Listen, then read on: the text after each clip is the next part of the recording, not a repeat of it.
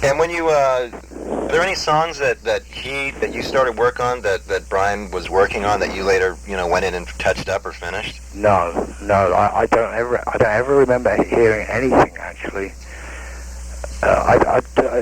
Nobody's ever asked me that before. I don't remember ever hearing anything at all that was sort of, oh, listen to this, Mick. This is something we did, a couple of years ago.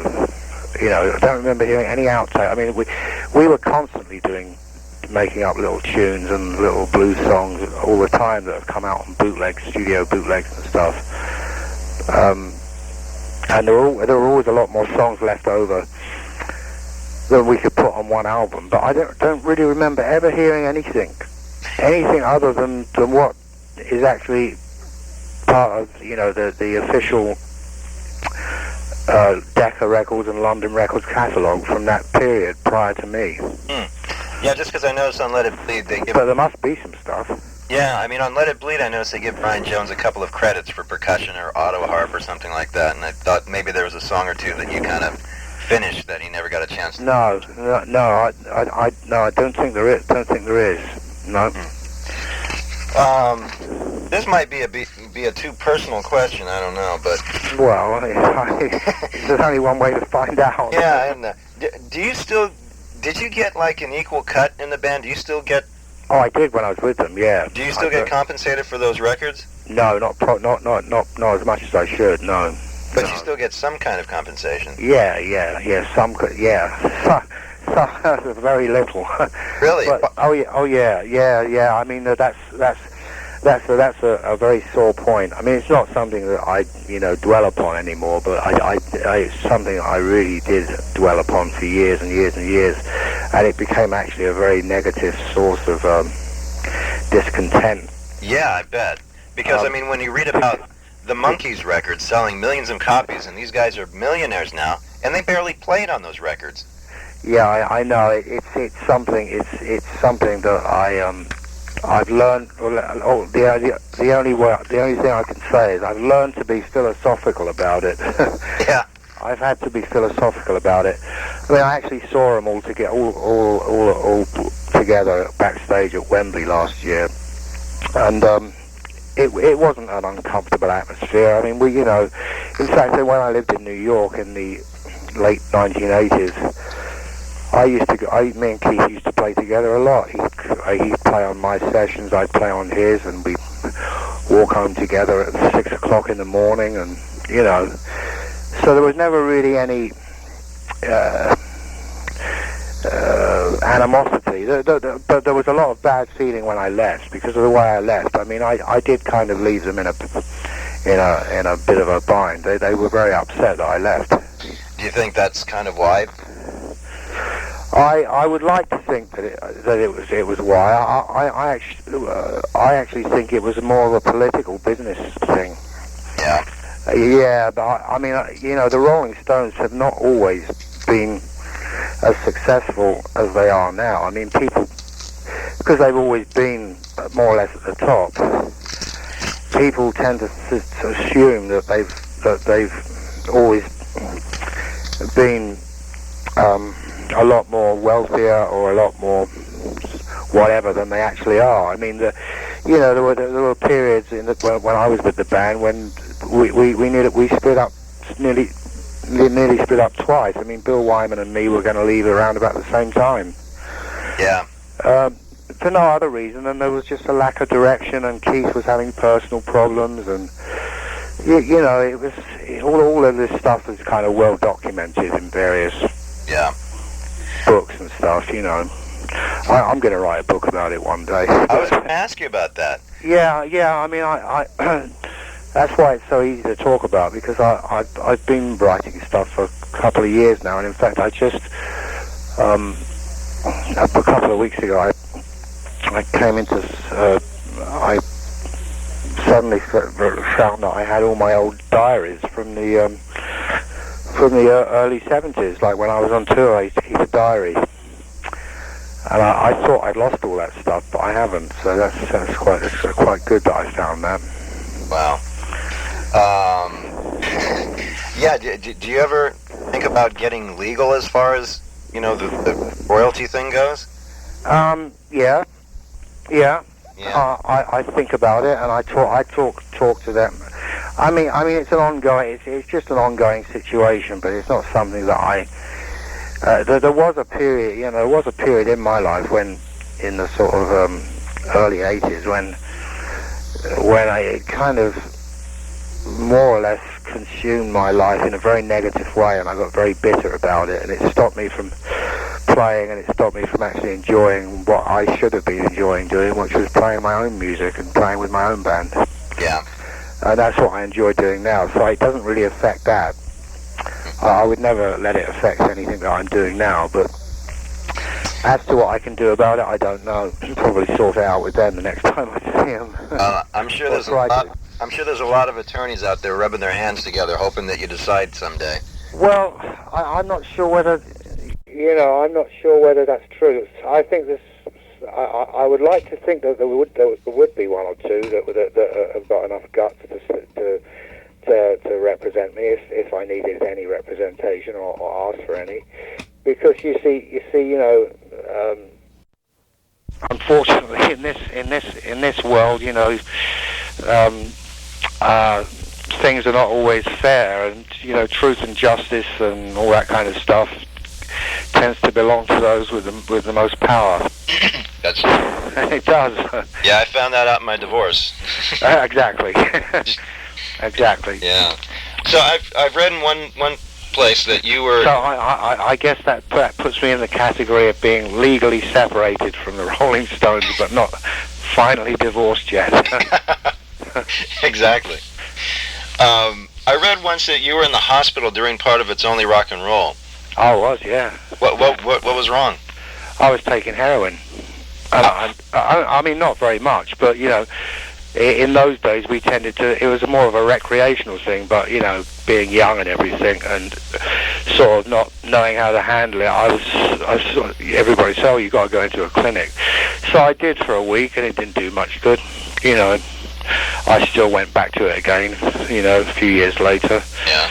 Me and Keith both had very, very, very heavy drug problems, which we don't now, but we did. Yeah. Both of you are pretty much clean and sober now, huh? Yeah. That's good to hear. Just a question. Who does the solo on Dance Little Sister? I do. That's you? Yeah. Okay. Yeah. Okay, just checking. It didn't have the same guitar tone as most of your tracks, but... I know, I think I used a Strat for that. Yeah, it sounds like a Strat. Yeah, I think I did, yeah. Are there any ones? Is there any one story from the road, and this is probably impossible to answer, that sort of stands out in your mind, be it fun or weird or exciting or all the above? God, there's so many. But whenever I'm put on the spot and have to think of one, I can never think of one. But there's so many. See, you need a book. Yeah, I should get my diaries and have a look. There's so many funny things. I mean, there's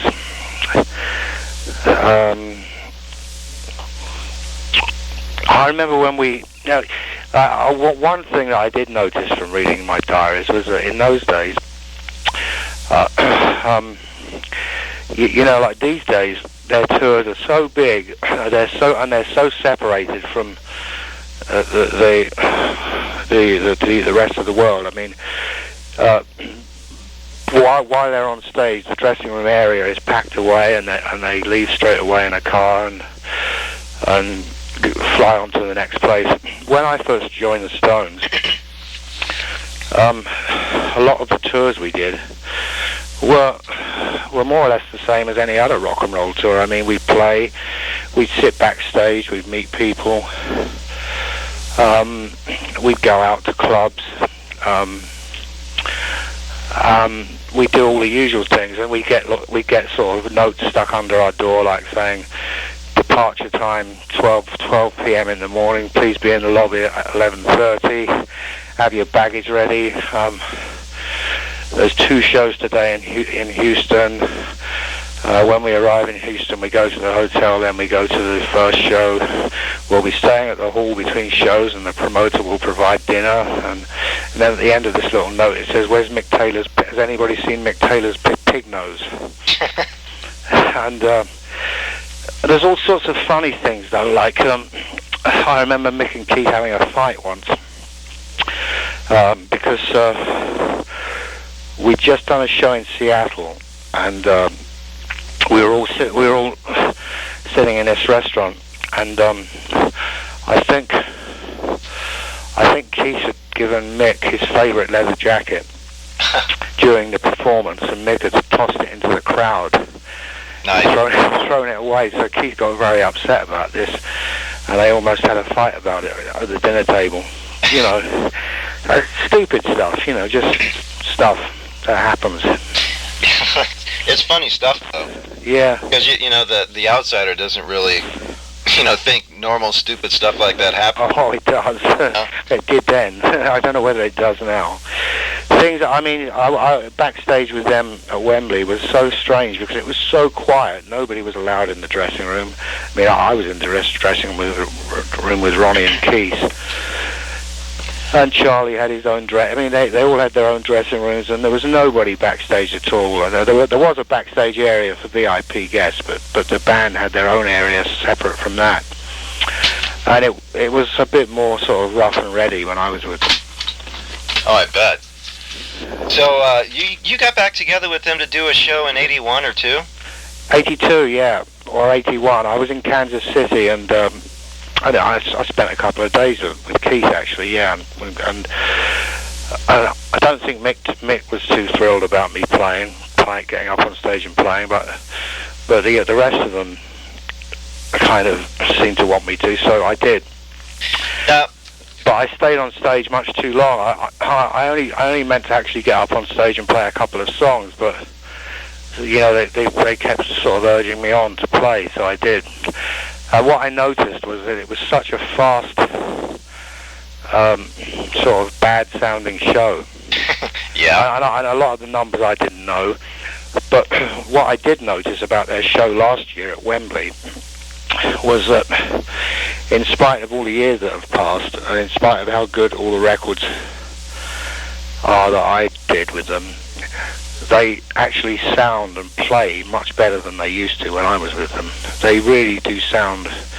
They don't sound too slick, but they sound very relaxed and very confident. You know, they just have a kind of maturity that they didn't have then as musicians. I mean, and maybe it's because of the extra musicians they've got, and they've all been working together for so long. But they really did. They really did not only sound good, but they played good. Keith played good, and his guitar was in tune. Ronnie Wood got a chance to play a little bit, which I've always thought he never gets a chance to play enough.